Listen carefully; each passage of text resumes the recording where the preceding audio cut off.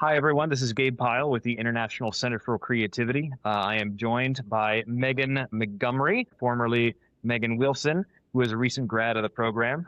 She has been so kind to dedicate some time to this conversation where we get to find out a little bit about her and what she's been up to. Megan, thank you so much for joining us. We're glad you're here. Of course, I'm happy to be here. So, we'd love to know a little bit more about you. Tell us about yourself, what year you graduated, what you do now, and we'd love to hear a summary of really how you got to where you are now. Yeah. Again, my name's Megan. I'm a native Hoosier, so I'm originally from Indiana, and I was in the ICC class of 2025, so I graduated less than a year ago. Currently, I live in Greenville, South Carolina, and I am working as the visual merchandiser and display designer for Run in Greenville, which is a locally owned small business here. It's a running specialty store.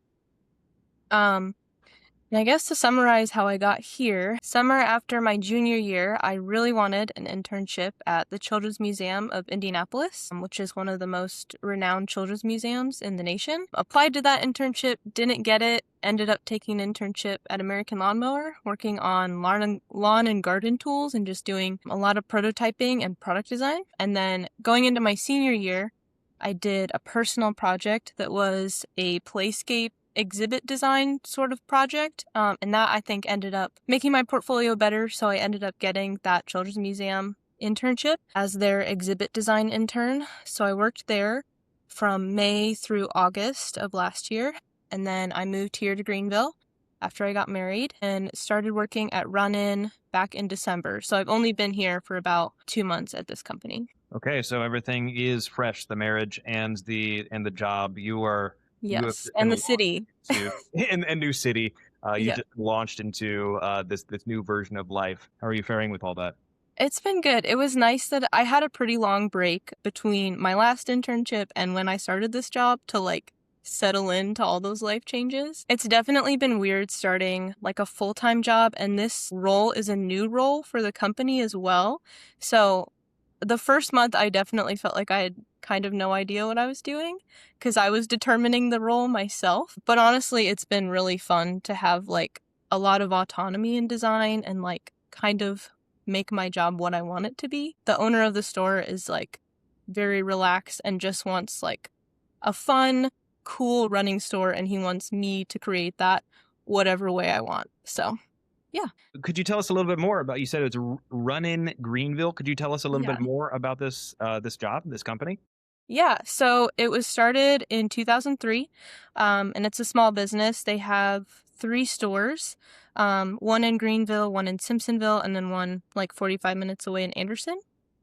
The company's grown exponentially in the last 5 years. I think they only had 1 store in 2020, and now we have 3.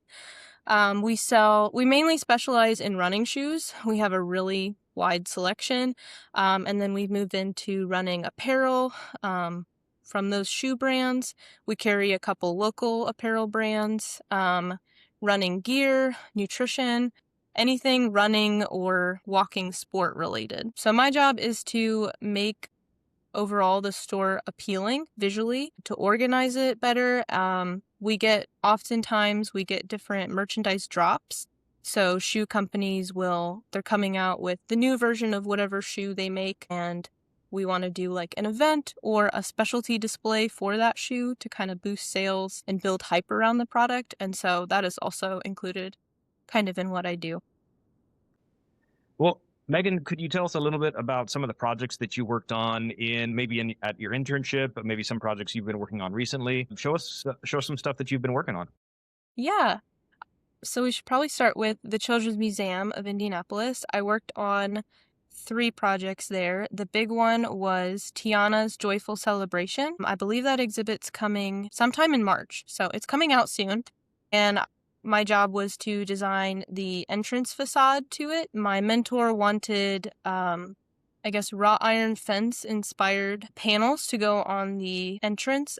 This was a traveling exhibit, and so there were certain constraints that came with that. The exhibit was called Tiana's Joyful Celebration, and it was themed after one of Disney's new rides called Tiana's Bayou Adventure. Uh-huh. And it was basically a continuation of that storyline but set in New Orleans.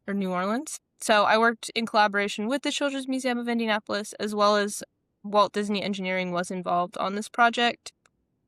So again, it's embodying the spirit of New Orleans alongside Princess Tiana, and we wanted to do a wrought iron fence inspired panel that needed to be durable because it would be going to different venues across the country for a couple years, and also fit different venue entrances because not all venues look the same. They all have different sized doorways and such, and it needed to add to the theme of the exhibit. And so in the development, I took a lot of inspiration from elements that were in the Bayou ride at Disney. You see water lilies everywhere with anything Tiana themed.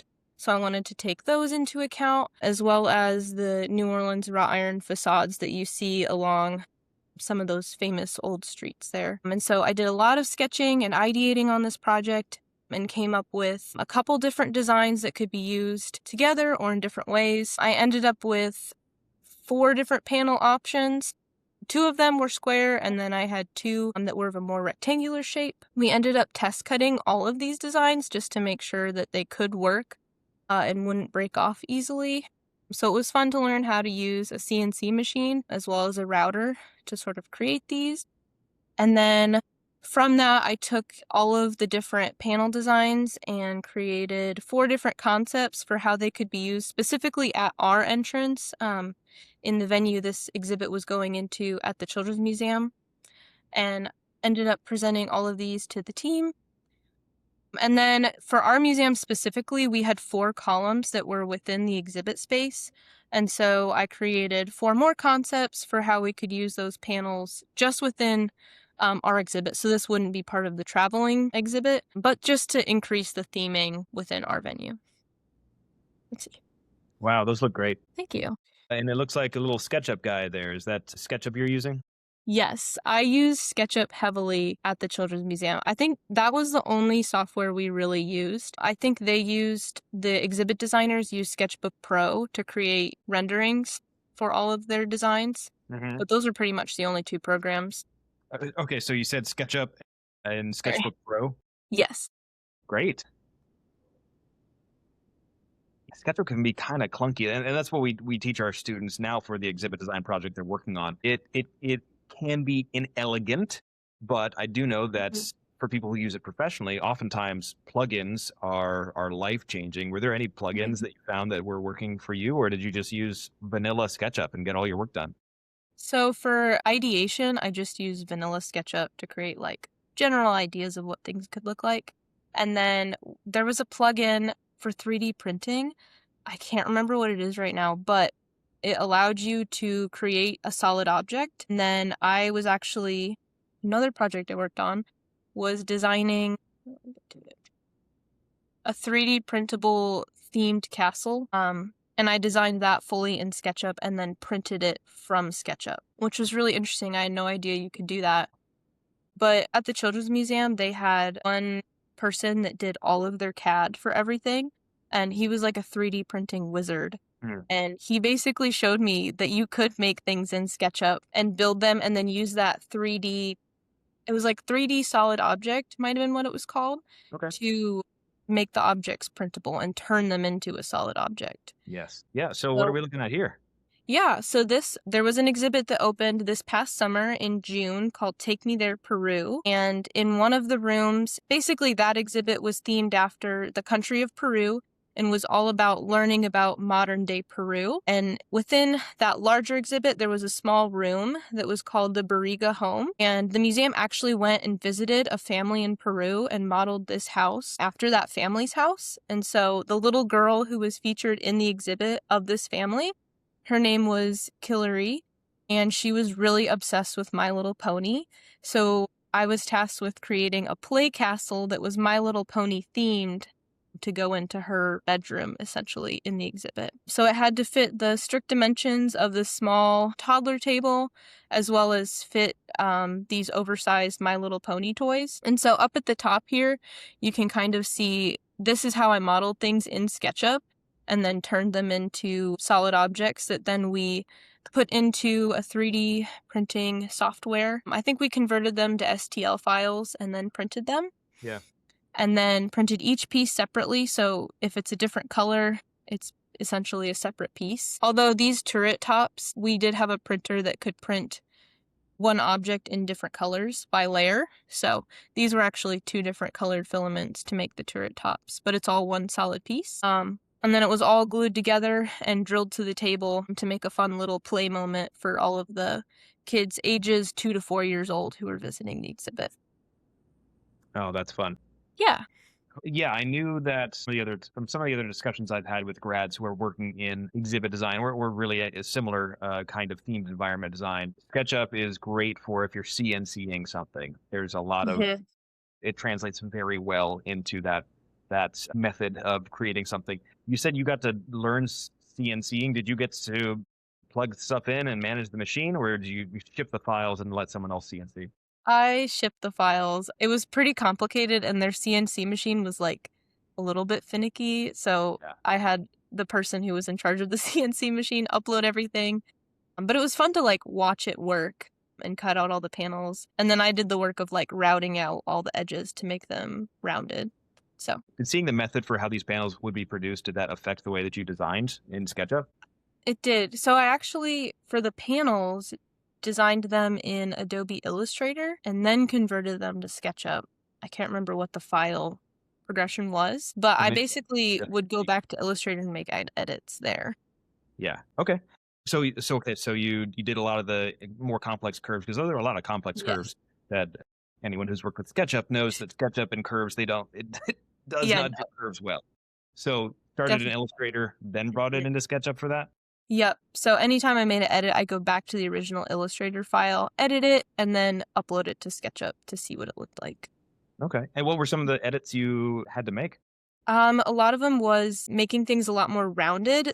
To be, there couldn't be any like points that stuck out too far on their own, I guess, so that they could easily break off. So everything had to kind of be connected to each other. Couldn't be like a stray spiral that was just like floating in space. Yeah. So I had to go back and kind of like widen things so that all the curves connected. I think I also increased the thickness of the entire thing because it was too thin and would probably easily break. There were a couple spots I had to fill in as well, just in case of entrapment, like a kid sticking their hand into the panel and getting it stuck. We had to avoid that. So Yeah, that's a question that that's something that when the juniors are working through their exhibit designs, so frequently we can point to something and say, I know how we would interact with that, but is there a way a child could injure themselves on this? Also, you have to think, how can I make this so that a child isn't going to break this? How frequently did that occur in your conversations? Yeah, with every project, like that was always something to like involved edits. Like even with that pony castle, like I think it broke on the first day, and one of the people who worked there, she worked on the floor to like and did like learning things, and she told me that the rule is everything has to withstand 10 body slams per day. If it can withstand that, then it can make it through a year at the Children's Museum. So everything had to be very durable. What a hilarious metric, 10 body slams per day. I think that's good for a lot of things that you have to design, but specifically something like a interactive exhibit or something where you're encouraging engagement, where you're not there to watch and monitor. Anything else that you've been working on recently? I can show you some things that I've been working on at my current job. Right now, we're working on redesigning the nutrition display. So all of the running nutrition, it's drink mixes, running gels, like the running Stroop waffles, all kinds of things. We have a lot of it, and it's all very colorful and bright. Right here is our current nutrition display that we're working with. The main like qualms with it, I guess, were that it kind of blocks view to the rest of the store. At the back of the store, we have our Hoka Lounge, which is like a fun place for people to hang out. There's a Pac-Man machine, a claw machine, and a couch, but you can't really see it. Like when customers walk in, I feel like they get overwhelmed and they just like avoid that area completely. But we like actually want people to go and visit it. So yeah, so the main things we're working on is bettering sight lines across the store by lowering the nutrition and then also making it just more fun and less daunting to look at because there's a lot of colors going on. Mm.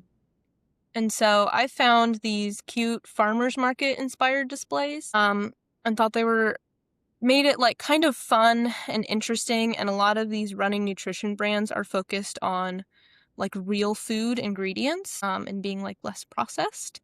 So to kind of lean into that theme, we wanted to create a farmers market inspired nutrition stall, I would say. And since we're a smaller business, so budgets are a little bit tighter, I wanted to use things like reclaim or use secondhand items. And Yeah. so we had 2 pallets that were just unused and probably going to be dumped at some point. And so I decided to try and build this out of the pallets, find a way to like construct something out of them. And so I settled on this display. It's made of 2 pallets that form sort of a corner. So it's kind of a little like market stall you can walk up into. And then it's built out of these large wooden crates that you would find at a craft store.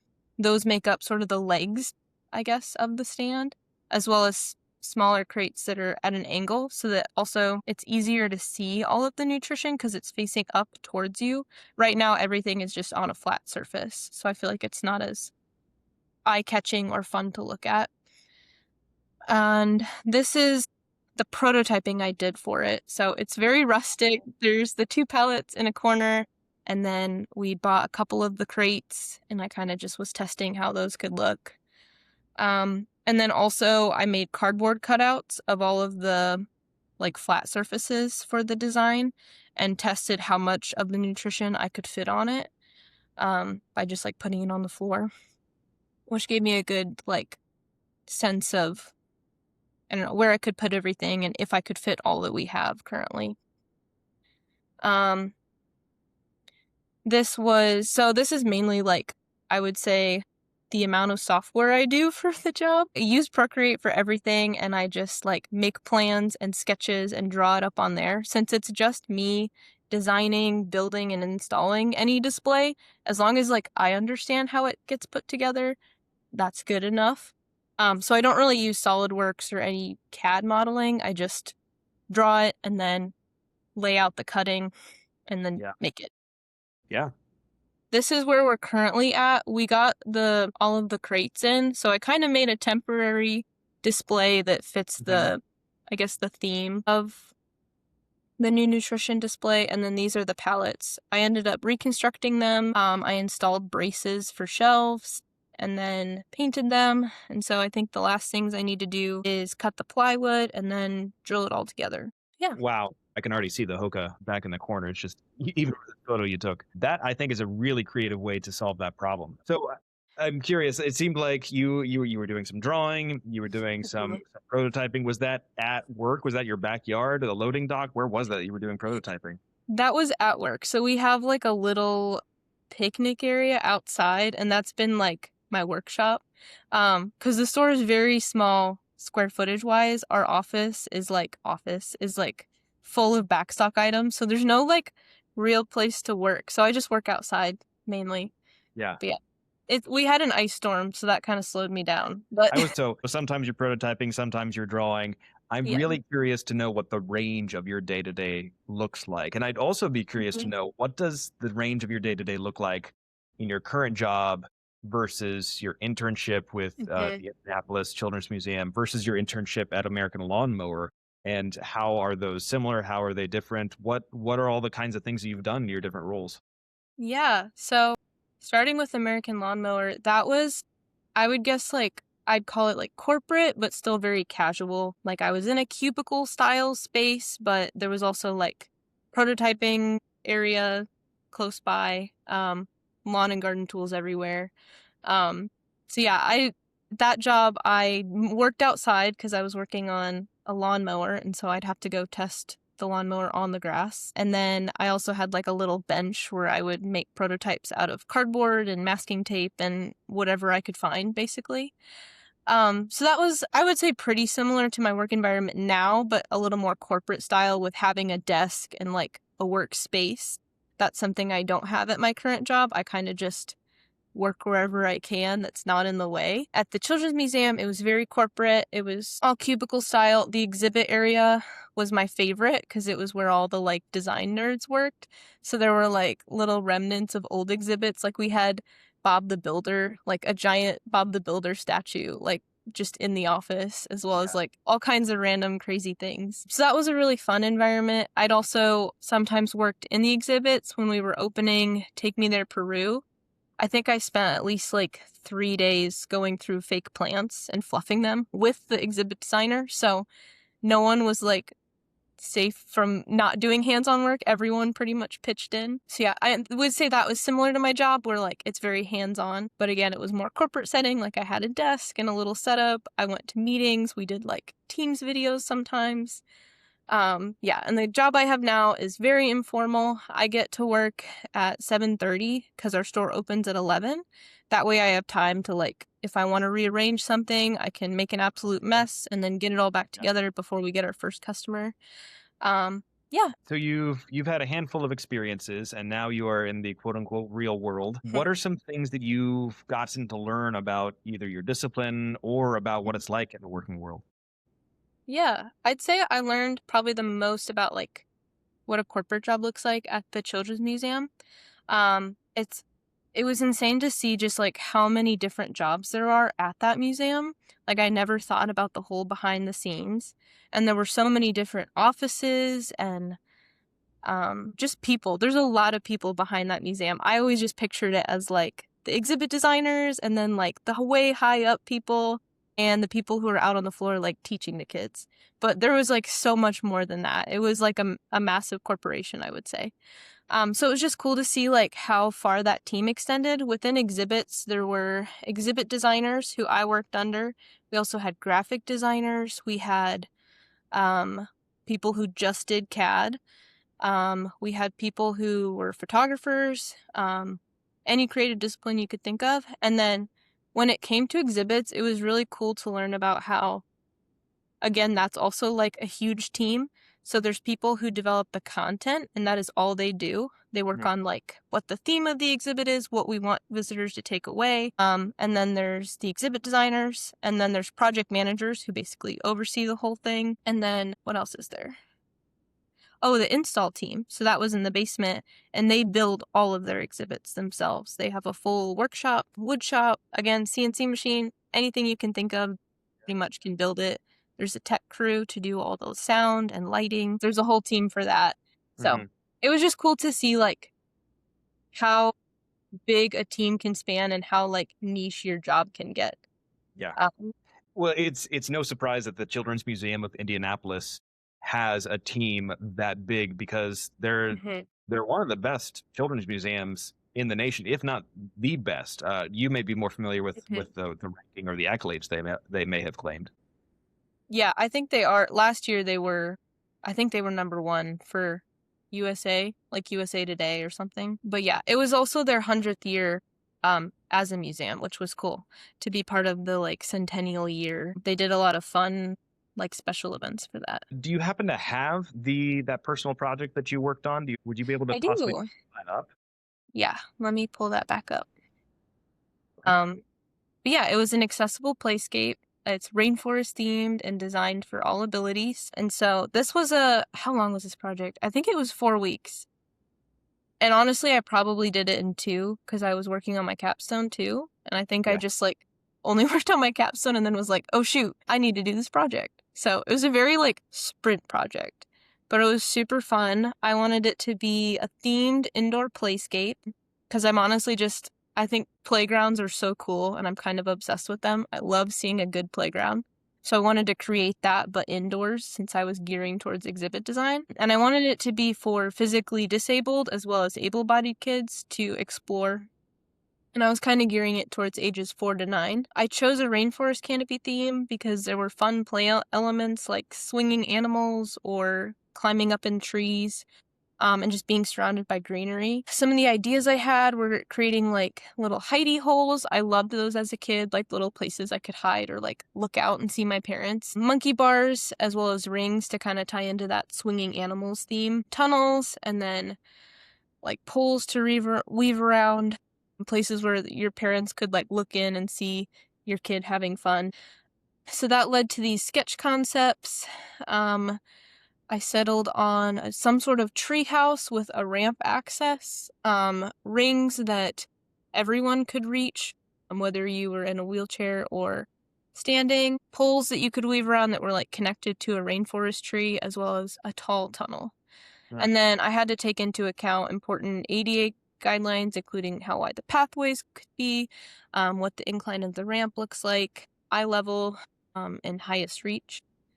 This was the final concept floor plan. So again, there were poles you could weave in and out of, a tree in the center that had like a seek and find element with hidden animals, reachable rings, the tree house, which could be accessed through up with a ramp, as well as tall and wide log tunnels. So this was the playscape. It has really wide pathways and encourages discovery and exploration. And if I was a kid, I'd want to play here. Same. Yeah. I think this is a great playscape. I think you did a great job. I remember seeing this in your portfolio and thinking that even then I was impressed. But now that I understand the significance, I think you knocked it out of the park. I am curious though, now that you've had an internship with the museum, had some experience designing exhibits and thinking about, oh, I can't do this because a kid could break it. Can't do this because it would break a kid. What are some things that you see that you might want to change? Or is there anything that you might want to change based on your experience? Based on experience, I'd say these rings are kind of a problem point. I added hills that were like supposed to make them reachable for like a kid in a wheelchair versus a kid standing. It would be a very different style reach, I guess. So I mean, if you think about it, if you're sitting and reaching, you're going to be a lot shorter than somebody who's standing and reaching. So that's something I would probably need to redo.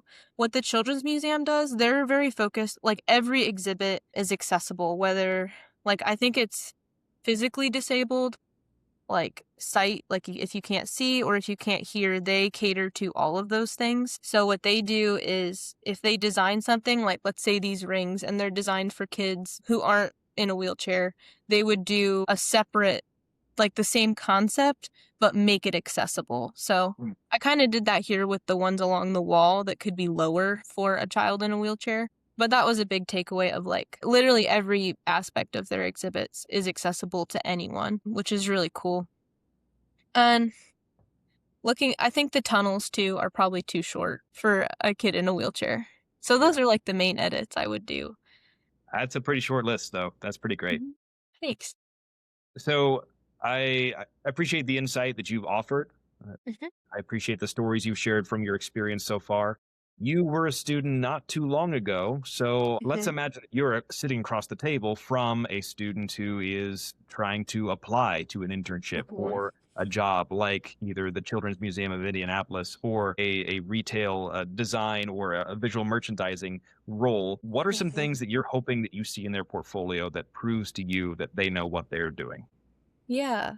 I would say storytelling for sure. Just across a project. I feel like that speaks to how much you cared about the project. And that was also like some advice I got from like people in exhibit design was telling a story, because exhibits are storytelling. Like they usually have a theme that carries through the whole thing, or even a storyline. Like the Tiana's Joyful Celebration had a storyline of like you were trying to help save the Mardi Gras celebration because some like character messed it up.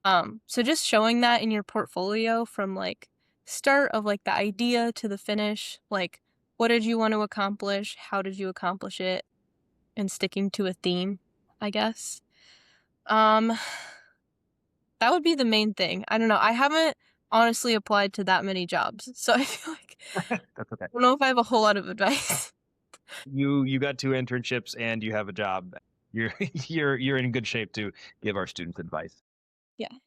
Oh, another, and so and do if you like really want an internship, it does work to like do a project for that internship. Like with the playscape design, I genuinely do think that probably helped get me the internship if it fully got me it. I did apply the year before, so that could have helped too. Yeah, and I've had conversations with grads that the conclusion is you just don't know what's going to get the door open for you. Mhm. So do that extra project. Apply, even if you think you're not qualified, because Mhm. they may remember you when you apply again the next time. Keep giving them good reasons to remember you. Yes.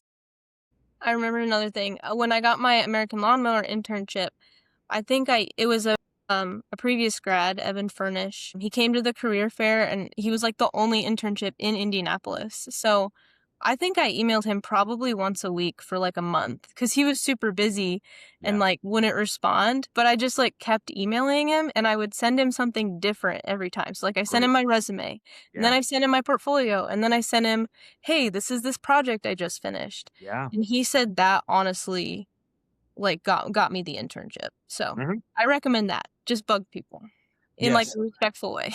bug people in a respectful way. I can't agree enough because I so appreciate when students are trying to be thoughtful and respectful of people that we Mhm. believe are busy, but oftentimes the reason they aren't replying is because they're busy, and you're not a bother to them if you stay on the top of their inbox, Mhm. especially if you are giving them something different each time. You never know what's going to end up opening the door for you. Is there any other wisdom that you'd like to pass along to current students, Megan? Yes. So I don't know. I think this is wisdom, but the job I have currently, I was feeling a little like hopeless and desperate about finding a job here in Greenville. It's a little bit of a smaller city, so it's kind of slimmer pickings, I would say. And so I literally walked into this running store and I like running, so I was like, cool, running store. I'll just walk in and see if they're hiring. Asked if they were hiring, thinking that I would just like get a part-time job selling shoes. Owner called me 2 days later and was like, I think I emailed him my portfolio. And he was like, or no, I didn't even send him my portfolio. I just sent him my resume and it had my major on it. Yeah. And I like tailored it to be a shoe salesman. Like I went hard for being a shoe salesman. Yeah. And he called me and he was like, actually, he's like, I was just telling my general manager that we need to hire a visual merchandiser in 2026. And he's like, I saw your background. Like, would you want to do that? And I was like, he's like, if you want to be a shoe salesman, that's fine. But like, I'm just wondering. I was like, that's exactly what I want to do. Yeah, no, actually, I'd much rather do the other thing you Yeah. mentioned. Yeah. I'm like, that's like my dream job. But yeah. So you never know. Just like, I feel like walking into a place, asking if they're hiring never hurts to do. It's Yeah, kind of like an old school. My parents told me to do that. Like, yeah, that's what you used to do. Also, like, you just never know what God has for you. Like, yeah, I would never have pictured myself where I am right now, but it honestly makes sense. Like, I run, I love running. I did a running shoe exhibit design for this class. And I don't know, it just like all fell into place. So it's really cool how that works. So don't lose hope. Like, God has something for you, would be my first piece of advice. And then I'd say learning doesn't end with the ICC. Like, in my role I'm in now, like, I don't really know a whole lot about how to like style things so that they look cool that people buy them. And that's something I'm doing research on and trying to learn about, trying to find people on LinkedIn that know that are visual merchandisers, reach out to them.